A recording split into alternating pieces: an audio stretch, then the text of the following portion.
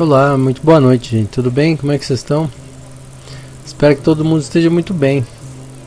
Estamos aí mais uma vez para dar continuidade à nossa playlist O Evangelho no Lar. Hoje domingo, aqui em Bragança Paulista. E, enfim, estou aqui no finalzinho, né? Finalzinho do final de semana, vamos chamar assim, ou primeiro dia da semana, como queiram.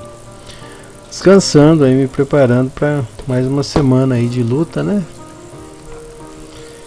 E tava aqui, né, me recuperando. Essa semana passada eu trabalhei tanto que a minha imunidade chegou até a baixar. Mas graças a Deus estamos aí firme, forte, rígido, né? E vamos dar continuidade então ao nosso trabalho aí de fazer as nossas preces, né? Que é importante, né? Como vocês sabem, aqui a gente sempre faz uma prece raciocinada, vamos dizer assim, né? E a gente usa esses 3 livros.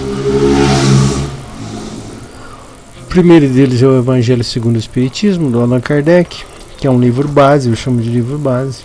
Nós começamos a ler recentemente esse livro aqui, ó, Momentos, do Francisco Cândido Xavier, pelo Espírito do Emmanuel. E também esse outro aqui, né, do Sri Prembaba, Flor do Dia, que sempre a gente mantém ele aqui nas nossas leituras, né? E, enfim, esses dias, né, acho que do último dia que eu gravei, acho que algumas pessoas até notaram, né, como eu estava cansado, acabado, eu estava literalmente acabado. Mas tô me recuperando ainda, mas eu chego lá, tá tudo certo, né? Como vocês sabem, até esse momento eu já fiz a minha meditaçãozinha aqui, a minha concentração nos temas, nas coisas e tal, que a gente pode falar, né? E assuntos que a gente pode comentar durante esse momento de prece. E faço um momento de respiração também para entrar nessa vibração, né, mais calma, mais tranquila do Evangelho em si. Tá certo? Então nós podemos começar já evocando os nossos bons amigos. Vamos lá? Pai de infinita bondade e amor, teu nome seja louvado. Mais uma vez estamos aqui presentes para desenvolver o nosso momento de prece. Momento em que escolhemos vibrar por outras pessoas, outras consciências, tanto encarnadas quanto desencarnadas. Estamos mais uma vez nos preparando por uma semana que chega em breve, em poucas horas. Que ela seja uma semana de boas realizações, de paz, de alegria, de enfrentamentos positivos e de consagração. Que vós, os bons espíritos, continuem conosco, em nossa presença, ou ofertando-nos bons pensamentos, para que nós possamos fazer o melhor que pudermos durante essa semana. Que os espíritos e consciências desencarnadas aqui presentes também recebam as bênçãos maravilhosas do nosso Mestre Jesus, e que Jesus abençoe a todos nós. Que assim seja, graças a Deus. Pai nosso que estais nos céus, santificado seja o vosso nome. Venha a nós o vosso reino. Seja feita a tua vontade, assim na terra como no céu. Pão nosso cada dia nos dai hoje, perdoa as nossas ofensas, assim como nós perdoamos quem nos tem ofendido. Não nos deixeis cair em tentação, mas livra-nos do mal, que assim seja, graças a Deus.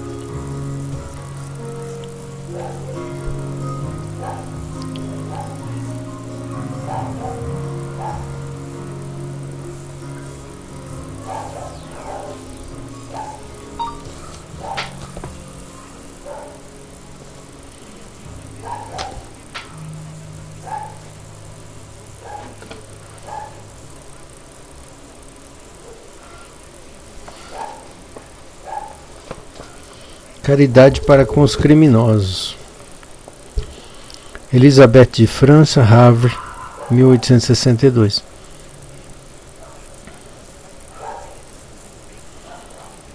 A verdadeira caridade é a caridade para com os criminosos, né? Não sei se eu já li o título, mas enfim. A verdadeira caridade é um dos mais sublimes ensinamentos que Deus deu ao mundo por Jesus e deve existir entre os autênticos discípulos de sua doutrina uma completa fraternidade. Deveis amar os infelizes e os criminosos como criaturas de Deus, aos quais o perdão e a misericórdia serão dados, desde que se arrependam, como também a vós mesmos pelas faltas que cometeis contra a sua lei. Imaginais que sois mais repreensíveis, mais culpados que aqueles dos quais recusais o perdão e a compaixão, pois muitas vezes eles não reconhecem a Deus como vós e por essa razão menos se exigirá deles.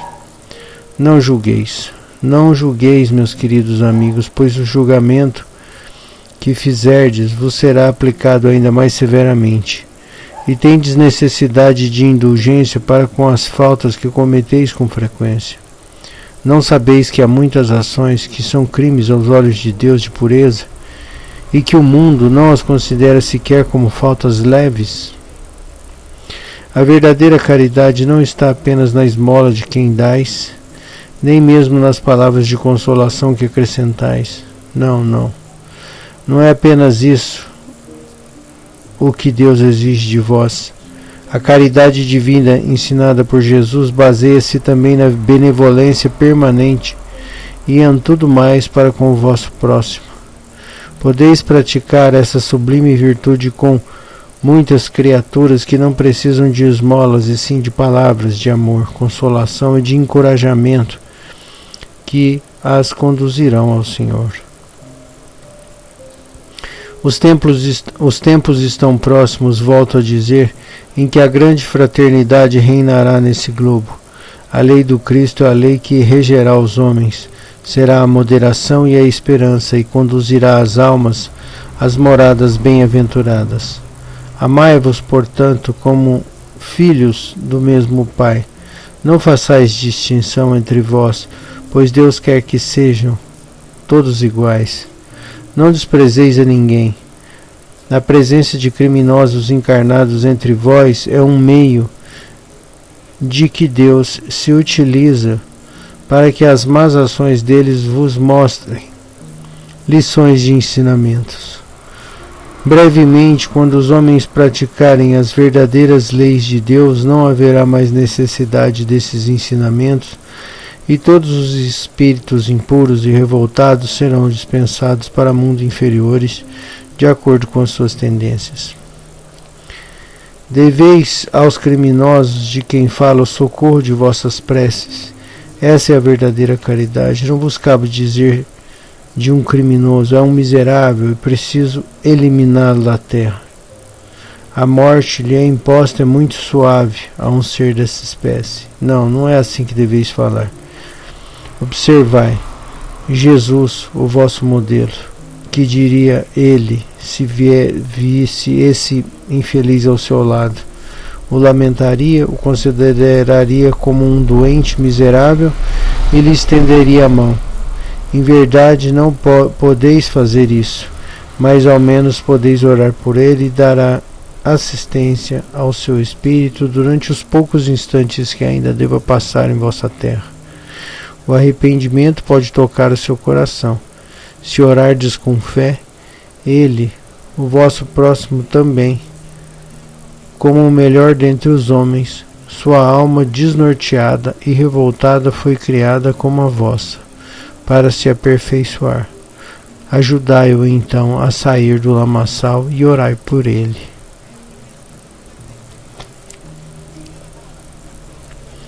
Essa leitura aqui é uma leitura muito polêmica e obviamente ela abre braço para um monte de reflexões, tá? E eu estava aqui lendo e ao mesmo tempo refletindo sobre 1 milhão de coisas aqui passando pela minha cabeça. Mas, por exemplo, tem uma frase que se coloca ali no texto que é, né? Às vezes, aos olhos de Deus, coisas muito mais simples são extremamente violentas, e a gente assume como naturais até, né? A grande maioria das pessoas assume assim.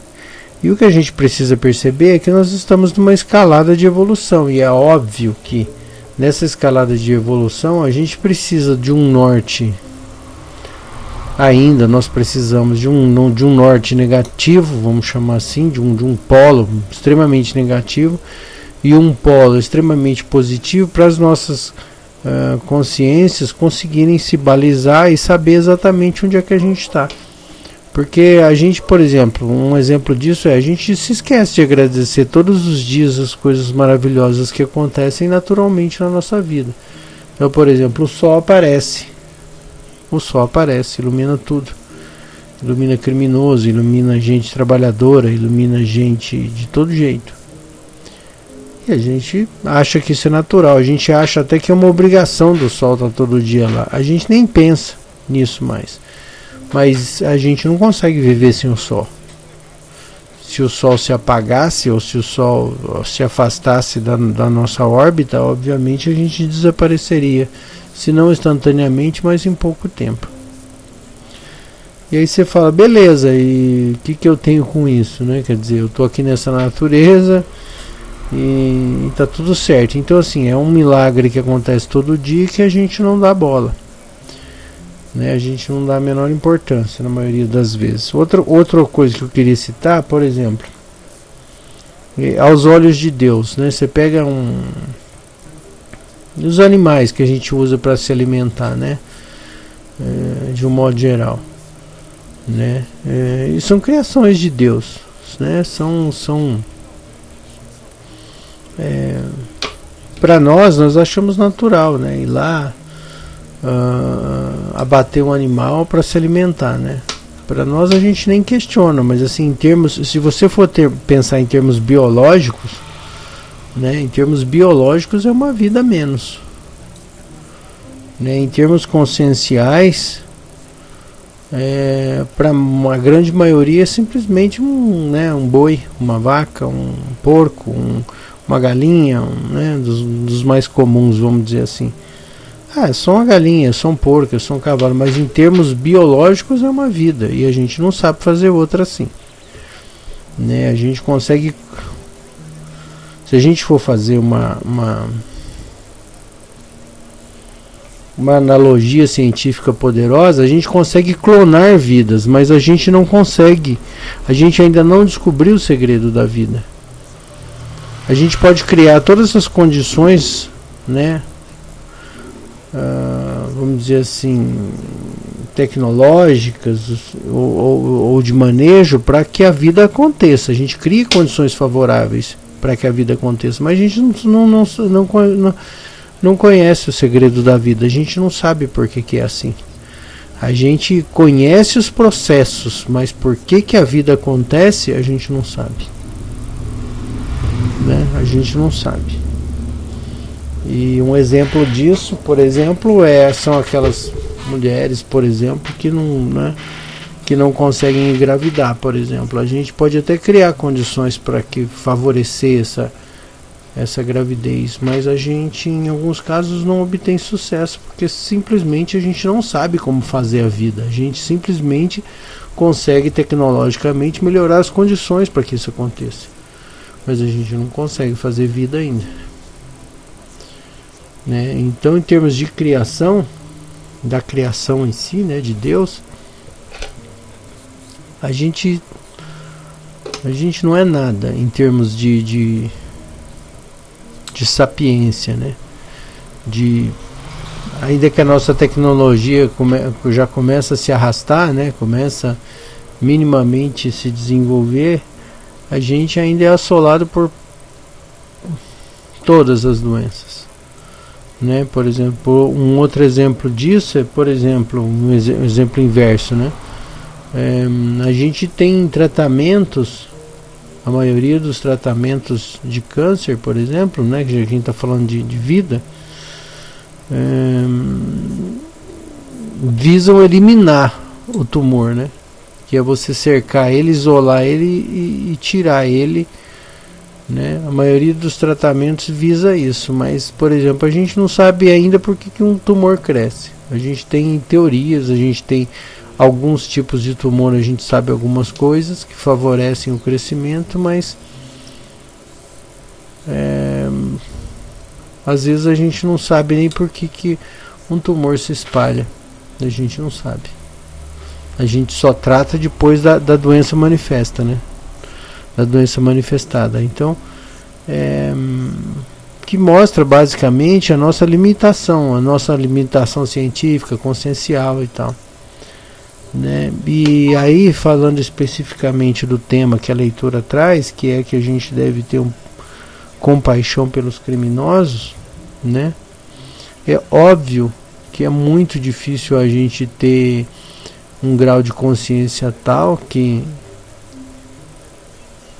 não se enfureça, que não sinta ódio, que não sinta raiva por um criminoso, né? Porque quando o criminoso está na família do outro, quando um criminoso tem a ver com a vida do outro, né, é mais fácil a gente falar, mas se fosse com a família da gente, aí a coisa ficaria bem diferente, né? Então a gente não pode ser hipócrita, né, em não admitir, aliás, que a gente tem limitações conscienciais graves, né?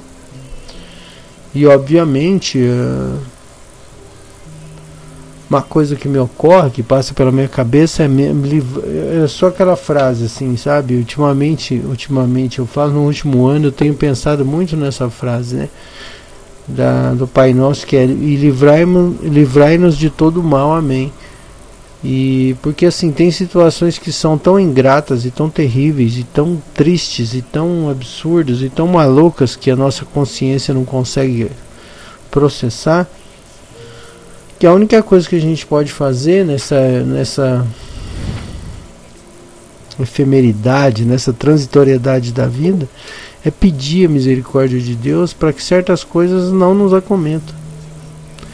Porque obviamente, se isso acometer a gente vai perder o controle, é natural. A gente vai fazer bobagem, entendeu? Então assim, eu tenho como premissa para minha vida é o seguinte: tem certas coisas que eu não consumo, não quero ver, não quero saber, entendeu? Porque são situações de tristeza muito grave, né? E que obviamente eu não tenho saúde emocional para lidar com isso, entende? Então assim, é melhor que eu não fique sabendo. Então assim, por exemplo, eu na minha casa não tenho televisão há uns 12, 15 anos mais ou menos, né, que eu não tenho televisão. Então que eu não assisto programa de jornalismo policial, acho que faz uns 25 anos, pelo menos, né? Porque realmente são coisas terríveis. A gente não tem saúde, a gente não tem consciência, a gente não tem condição de lidar com isso. Então assim, já eu assumo esse meu lado, entendeu? Então assim, pra mim, eu não quero saber, não quero participar disso, porque mesmo não querendo, às vezes a gente ainda fica sabendo de umas tristezas, de umas coisas horrorosas que obviamente só vão fazer mal pra gente. E obviamente vai fazer a gente sentir raiva, vai fazer a gente sentir ódio, né? Por exemplo, que tem acontecido na política também, né? Isso de certa maneira tem enraivecido, né, os partidários, né, dos políticos aí, né? Cria-se uma guerra, uma verbalização, um monte de coisa assim que não vai levar a lugar nenhum, né? É importante, obviamente, que a gente tenha as nossas convicções políticas, mas que ela, sinceramente, você precisa ter suas tomadas de atitude, mas obviamente você tem que estar consciente que dificilmente a tua atitude isolada vai mudar alguma coisa, né? E, enfim, eu não quero polemizar aqui nem problematizar essa questão, porque aqui não é o foco, enfim, né? Isso não importa, mas é importante a gente refletir que a respeito da leitura, né, do Evangelho. Porque assim, quando o criminoso é da família da outra família, né, não tem problema, né? É um maldito, é um ordinário, é uma pessoa, né, que tem que se arrebentar mesmo. Mas tem aquelas possibilidades malucas da vida que às vezes colocam esses espíritos em desenvolvimento dentro da nossa família, ou de alguma maneira acabam correlacionando essas consciências com as nossas famílias, né? Ou seja, nossas famílias acabam sendo vítimas, né, desses seres em evolução. Então nessa hora, como eu já disse, a única coisa que a gente pode fazer é pedir a misericórdia de Deus para que o melhor aconteça sempre, e na medida do possível que a gente possa vibrar por esses espíritos, por essas consciências, porque afinal de contas todos nós temos teto de vidro, né? A gente não sabe como é que a gente reagiria dentro de determinadas situações da vida.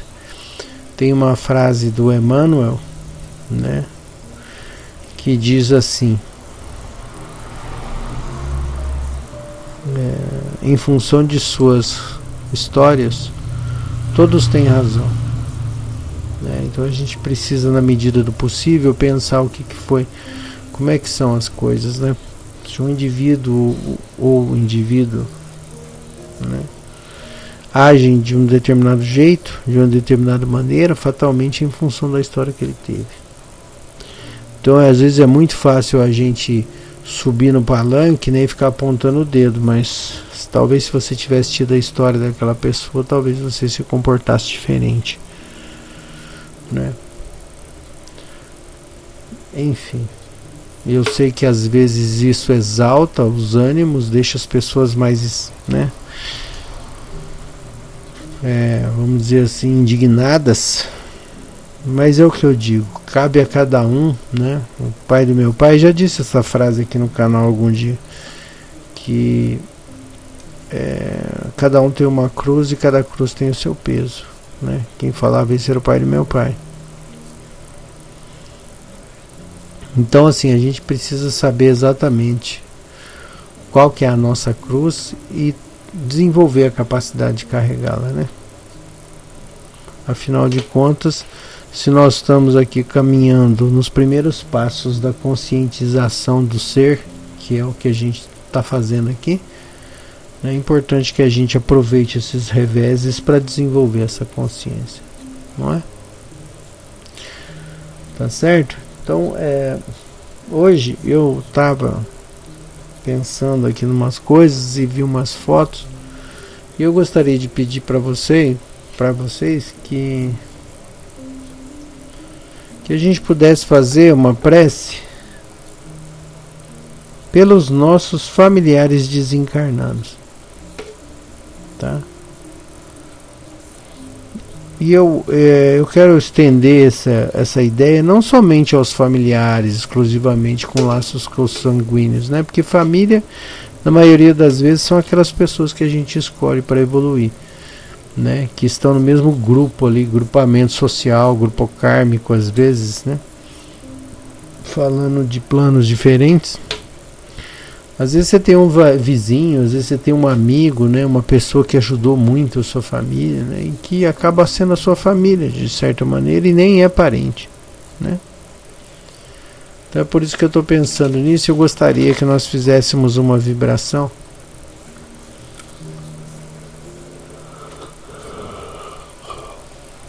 por essas pessoas, a fim de que elas possam receber o melhor possível.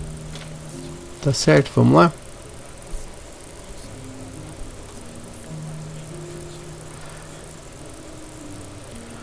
Pai de infinita bondade e amor, teu nome seja louvado. Desejamos, inicialmente, que vós, os bons espíritos, transfiram essas boas vibrações a esses seres que nos acompanharam durante a nossa passagem por essa vida terrena. consciências que de um jeito ou de outro, em determinadas e variadas situações, puderam nos ajudar, levando os nossos pensamentos, insuflando boas ideias, e enfim, pessoas que de algum jeito alteraram o destino de nossa caminhada sobre essa terra. Sendo assim, pedimos humildemente e com todo o amor do coração que essas pessoas recebam as energias fraternas desse momento vibratório e que Jesus abençoe a todos nós. Que assim seja, graças a Deus. Pai nosso que estais nos céus, santificado seja o vosso nome. Venha a nós o vosso reino. Seja feita a tua vontade, assim na terra como no céu. Pão nosso de cada dia nos dai hoje. Perdoa as nossas ofensas, assim como nós perdoamos quem nos tem ofendido. Não nos deixeis cair em tentação, mas livra-nos do mal, que assim seja. Graças a Deus.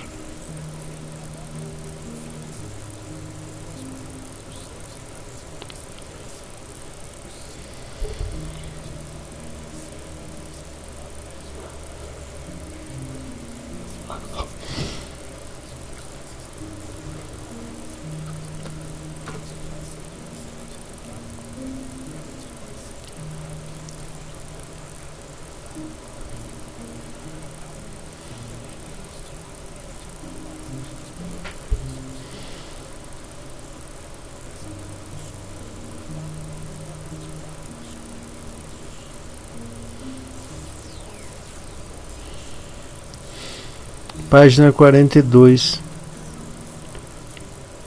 Não gritemos eu quero,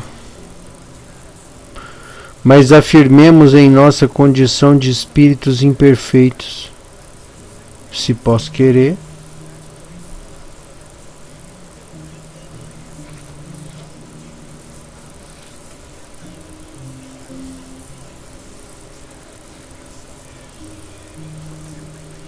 vou colocar aqui um raciocínio que me ocorreu lendo essa leitura, né? Todas as vezes que uma criança faz birra, toda vez que uma criança se irrita, perde o controle, se estressa, fatalmente é porque ela está tendo uma reação a um não que ela recebeu, né? A uma coisa contrária à vontade dela. E felizmente ou infelizmente na vida adulta a gente faz isso, né? Cada vez que a gente tem uma falta dentro de nós, cada vez que algo nos falta, a gente grita, a gente estressa, a gente, né? A gente se impõe, a gente briga, a gente, né? E essa leitura tem um pouco disso, né? Que é o fato de que se a gente, obviamente, está manifestando a nossa angústia, se a gente está manifestando a nossa falta, naturalmente ela vai ser de forma impositiva, estressada, né, barulhenta, né? E aí na verdade isso só mostra a nossa capacidade de reação, né? Então a gente começa a reagir. Todos os eventos em que a gente reage, naturalmente, eles acabam direcionando a nossa vida em uma direção, né? Então, às vezes a gente precisa simplesmente observar o que está acontecendo na nossa vida, né?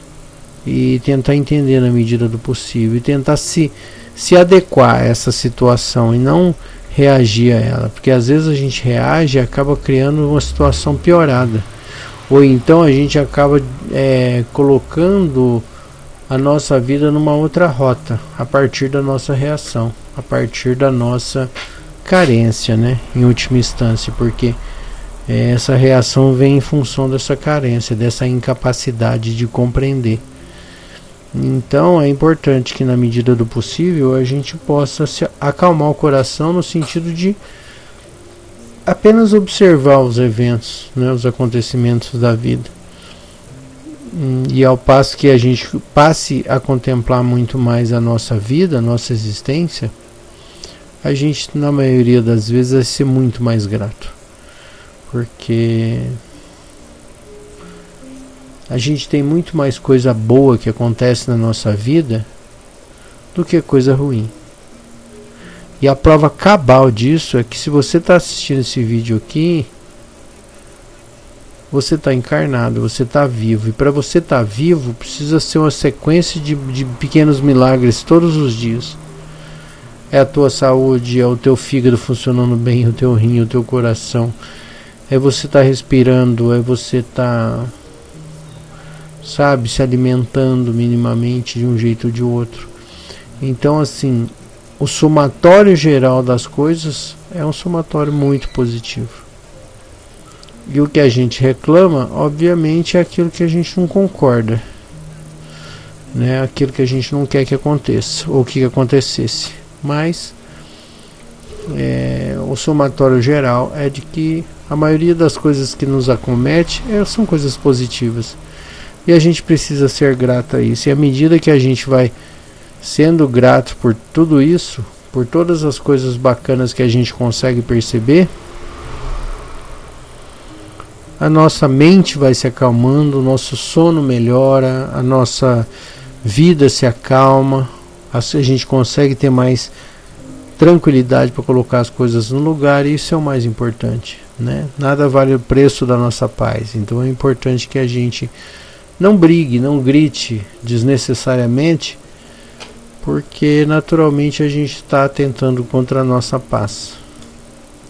É óbvio que em alguns momentos a gente precisa reagir a certas situações e ter tomadas de atitude. Ninguém está dizendo que você vai ter que ser um pastel daqui para frente, não é isso. Mas que você haja com estilo, né? Tinha uma época que eu usava essa frase. O negócio é calma e estilo, né? Porque com calma você resolve tudo mais fácil. E aí você pode imprimir o seu estilo, né? Na maneira de resolver as tuas questões, né? Então que a gente possa, obviamente, refletir sobre isso e agradecer antes de tudo, tá certo?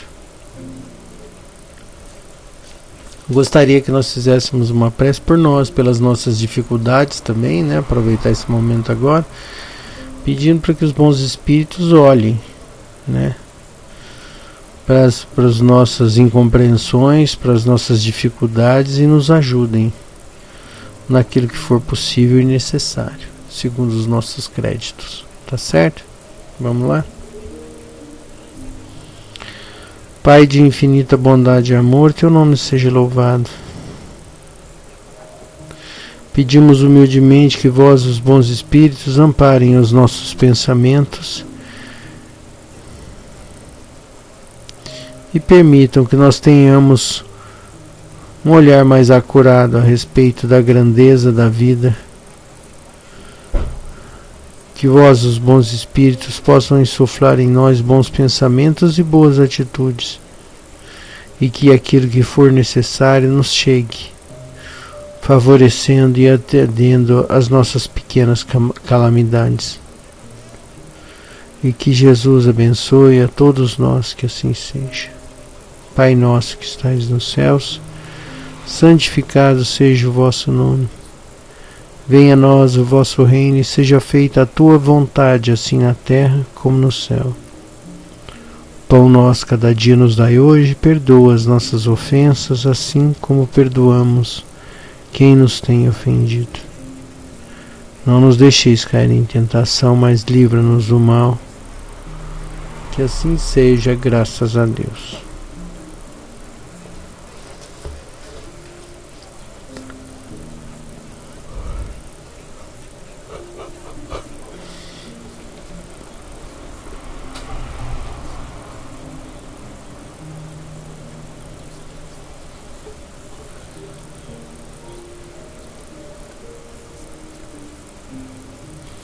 Colhendo os desafios. Página 66. A vida está em constante movimento de expansão e de contração. Ora sentimos conectados, próximos, amorosos, com o coração aberto. Ora nos sentimos desconectados, fechados, distantes, navegando em um mar de incertezas e medos.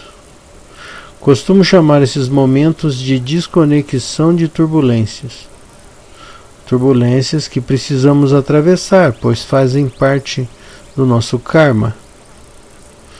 Trata-se de uma colheita de desafios que muitas vezes são vistos como desagradáveis, mas que na realidade são presentes, pois contêm as sementes, as oportunidades do aprendizado e crescimento de que todos nós precisamos. Eu só vou complementar essa leitura aqui com o seguinte pensamento: se a nossa vida está caótica, né, por conta de, às vezes, de responsabilidade nossa, que não consegue organizar, ou que, enfim, tem algum desequilíbrio, né, psicológico, que tenta abarcar o mundo, resolver todos os problemas que nos incomodam no mundo, né? A gente quer resolver tudo, quer participar de tudo, quer transformar tudo, né? E isso, de certa maneira, as novas leis de sociedade, né, tentam impregnar a nossa cabeça de que a gente tem que ser indestrutível, imbatível, invencível, o melhor de todos os melhores sempre, né? Como se houvesse espaço para todos esses melhores que essa falsa verdade prega, né? Não tem espaço para todo mundo. Não nessa linha de raciocínio, né?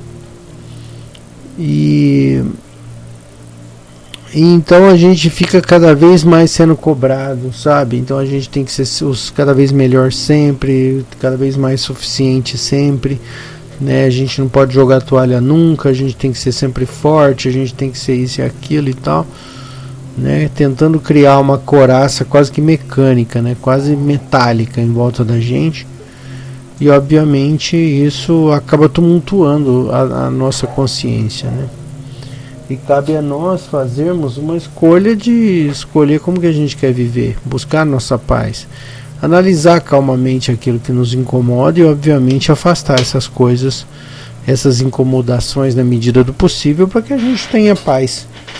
Então, por exemplo, você não precisa ganhar todo o dinheiro do mundo, né? Mas você precisa ter algum dinheiro para diminuir a quantidade de problemas que você tem. Se você gasta muito com cartão de crédito, você tem que gastar menos. Se você, por exemplo, cuida demais da vida dos outros ou se sente responsável por todo mundo, você precisa de um tratamento, às vezes psicológico, para tentar afastar isso, né? É lógico que não tem problema nenhum se ajudar as outras pessoas, mas isso tem um limite, né? E a gente tem que saber muito bem esses limites. Então, por exemplo, se você está, sei lá, se você tem algum processo de culpa que corrói a sua consciência por algum motivo, você precisa tratar isso. E aí, na medida do possível que você vai eliminando esses vetores, naturalmente a tua vida vai se acalmando. E aí você vai ter mais tempo de começar a perceber como é que funciona o fluxo da vida, né, real, né? E é engraçado que quando você vai ficando menos desesperado, você vai ganhando autonomia, né? É como um salva-vidas, acho que num incêndio, sabe? Se ele se desesperar, se ele perder a calma, ele vai sucumbir também.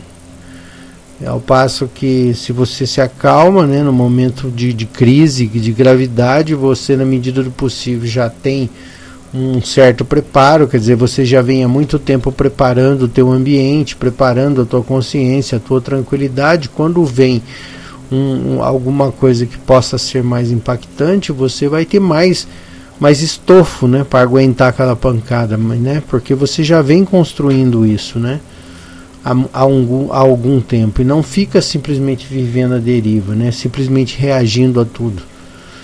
né? Eu já passei uma fase da minha vida, eu estou falando isso por conhecimento próprio, que eu só reagia, o tempo inteiro reagia, e aí eu comecei a perceber que a minha vida ela estava bagunçada demais, entende? Porque você não planta, você não organiza a sua vida, você simplesmente vive a deriva. Acontece uma coisa, te joga pra lá, te joga pra cá, manda, sabe? E aí você vai virando, tua vida vai virando embolada. Tem gente que transfere esse senso de organização pro dinheiro. Então ela faz tudo para ganhar dinheiro, sabe? Enfim. Cada um tem um jeito de lidar com essas coisas, sabe? Mas tem um planejamento de vida que é mais ou menos assim, ó, preciso organizar isso. Por exemplo, sei lá, eu tenho um cunhado, uma cunhada que é um problema, preciso resolver isso, sabe? Eu não devo me sentir responsável por essa pessoa, por isso, por aquele problema que não é meu, entendeu? Então você tem que, na medida do possível, saber acautelar-se, né? Você tem que saber onde é que você vai botar a mão, né? Em que cumbuca que você vai botar a mão, né? Porque se não vem um negócio, você já reage, aí quando você já está envolvido naquela situação, aí depois você já não consegue sair mais, sabe? Às vezes a pessoa tem um certo senso de compulsão por comprar e acaba gastando mais do que devia. Outro tem um senso de, sei lá, perde a paciência com facilidade, que é o meu caso. Então assim, tem muitas coisas que a gente precisa trabalhar, e todos nós temos coisas para trabalhar, senão a gente não estava aqui, né? Então, é importante que a gente, na medida do possível, construa a nossa paz, né? Esse é um raciocínio importante. Tá certo? O que passar disso, às 3 da manhã, a gente começa a refletir e tenta localizar algo que a gente possa fazer para contornar a situação, para resolver a situação, enfim. Tá certo? Então, gente, é isso por hoje. Agradeço demais a presença de vocês aqui nesse momento, e que a gente possa se ver em breve em mais um Evangelho no Lar, tá bom? Boa semana a todos vocês, a gente se vê em breve. Até.